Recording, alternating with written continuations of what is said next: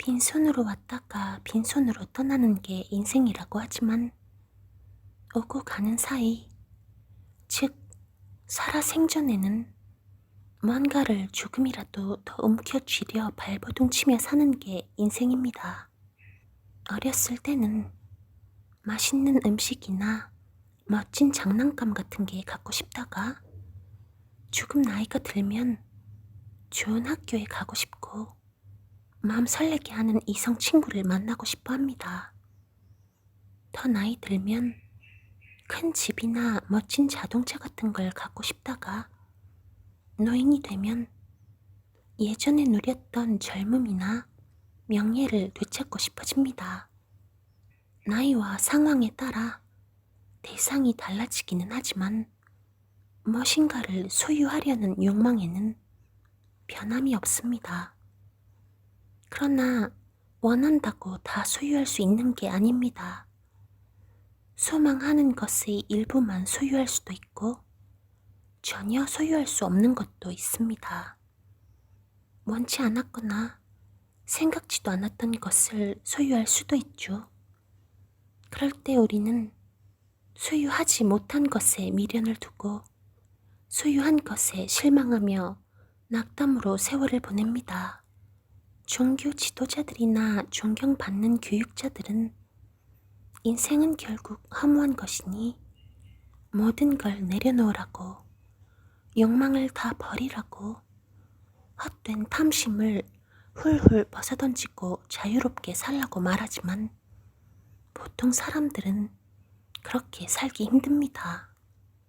그러니 늘 고단하게 삽니다. 근심 걱정이 떠날 날이 없습니다. 더 많은 것을 움켜쥐려 할수록 더욱 지치고 피곤한 삶을 살아가게 됩니다. 나도 봄산에서는 나를 버릴 수 있으리. 솔 이파리들이 가만히 이 세상에 내리고 상수리 나무 묵은 잎은 저만큼 지네. 봄이 오는 이 숲에서는 지난 날들을 가만히 내려놓아도 좋으리. 그러면 지나온 날들처럼 남은 생도 벅차리. 화창한 봄날 산에 오른 적 있으신가요? 얼었던 땅이 녹고 그 위로 파릇한 새싹이 올라옵니다. 조금 지나면 울긋불긋 여기저기서 꽃들이 피어나죠.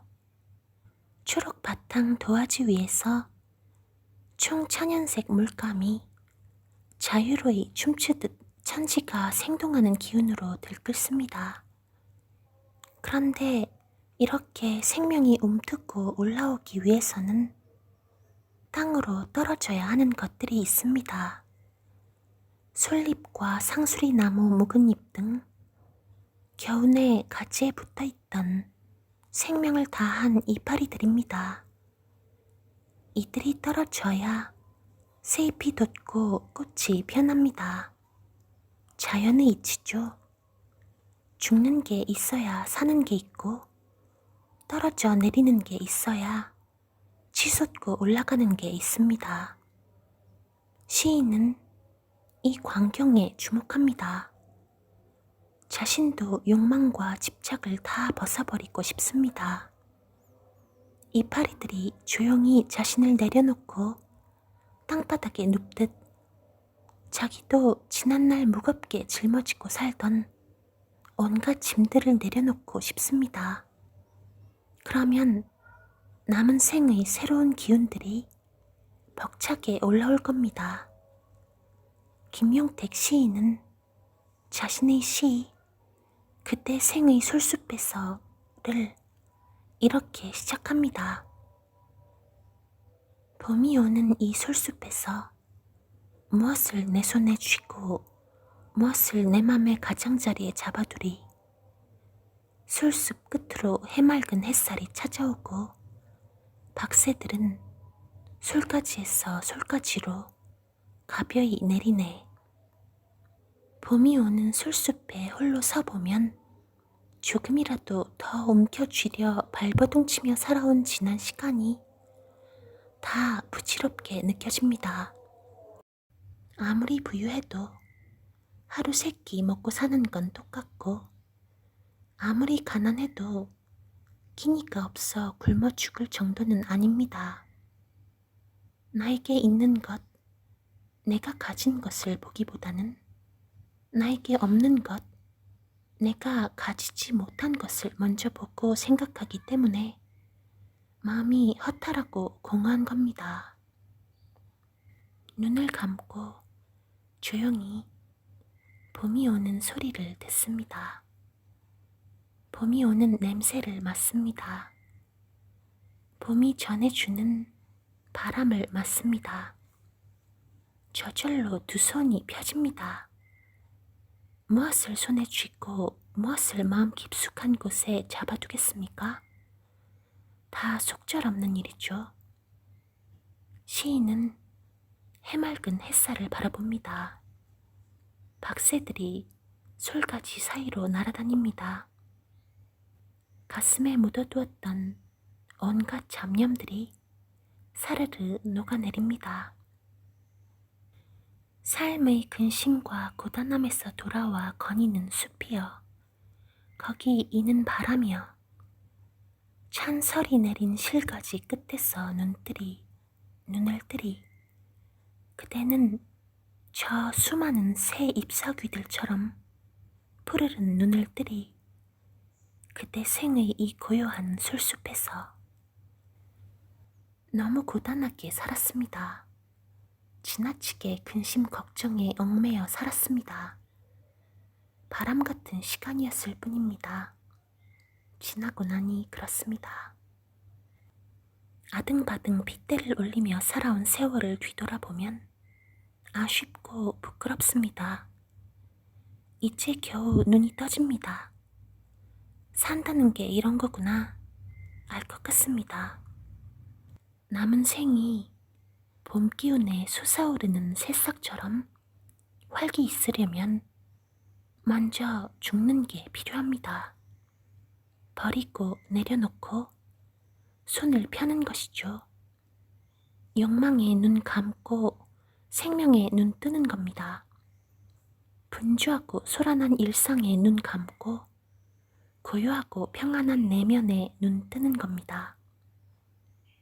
봄이 오는 산 속에서, 만물이 소생하는 숲 속에서 시인은 이걸 깨달았습니다. 그래서 시인은 봄을 맞을 때마다 다시 태어납니다. 섬진강 시인으로 불리는 김용택 시인은 전북 임실군 덕치면에 있는 진매 마을에서 사남이녀 중 장남으로 태어났습니다. 가난한 산촌 농사꾼의 아들로 자라난 그는 정말 많은 고생을 했습니다. 가까스로 순창 농고를 졸업한 뒤에는 아버지처럼 평생 농사 지으며 살려고 했답니다. 가난과 농사를 숙명으로 받아들이려 한 거죠. 그러다가 우연히 친구를 따라 교원 양성소에 가서 시험을 치렀는데 덜컥 합격하고 말았습니다. 그래서 22살 때 모교인 덕치초등학교 교사가 됐다네요. 시인은 모교이기도 한 덕치초등학교와 인근 분교 평교사로 38년간 봉직한 다음 2008년에 교단을 떠났습니다. 그의 시와 산문에는 어린 시절 가난하게 살며 동생들을 돌보던 가슴 아픈 이야기들이 구구절절 담겨 있습니다. 냉혹한 현실 속에서도 부단히 희망의 언어를 캐낸 시인의 저력은 어릴 때부터 체득한 자연의 서정과 가족의 무게였던 게 아닌가 싶습니다. 섬진강에 대한 그리움과 장남이라는 의무감이 그를 키운 것이죠. 아무 근심 걱정 없이 사는 사람이 누가 있겠습니까? 산다는 게 곧 고단함인 거죠. 그렇지만 그 중에서도 맞이, 즉 장남과 장녀가 짊어져야 했던 삶의 무게는 기실 남다른 것이었습니다. 가부장적 질서가 뿌리 깊은 우리나라에서는 더 그랬던 것 같습니다. 그러다 보니 마지 콤플렉스라는 말까지 생겨났습니다. 물론 정식 의학 용어는 아닙니다. 장남과 장녀들의 행동이나 지각에 영향을 미치는 무의식적인 관념을 가리킵니다. 맞이기 때문에 갖게 되는 어떤 책임감 혹은 의무감 같은 본인의 생각과 행동에 직간접적으로 영향을 미치는 겁니다. 무거운 짐을 혼자 지고 가는 사람이 어떻게 하면 근심과 고단함에서 노연할 수 있을까요?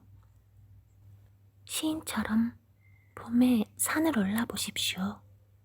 솔잎과 상수리나무 묵은 잎이 가만히 이 세상에 내리는 숲에 홀로 서보십시오.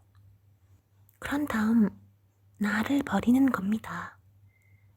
지난 날들을 가만히 내려놓는 겁니다. 바람을 맞는 겁니다. 생명의 기운을 느끼는 겁니다. 푸르른 눈을 뜨는 겁니다. 고요한 술숲에서 말입니다. 그러면 지난 날들이 변하지는 않겠지만 앞으로 남은 생이 변할 겁니다. 지금 힘겨우신가요? 고단하신가요? 쓰러질 것 같으신가요? 눈물이 쏟아지시나요? 힘들다고 말씀하십시오. 짐을 나눠서 지자고 말씀하십시오. 이건 아니라고 말씀하십시오. 나 자신에게, 남편과 아내에게, 부모님에게, 자녀들에게, 가족에게, 친구들에게, 동료에게 말입니다. 계절의 봄은 시간이 지나면 찾아오지만 인생의 봄은 내가 애써 불러들여야만 옵니다. 산은 언제든 오를 수 있지만 내 의지와 행동이 뒤따라야만 오를 수 있는 법입니다.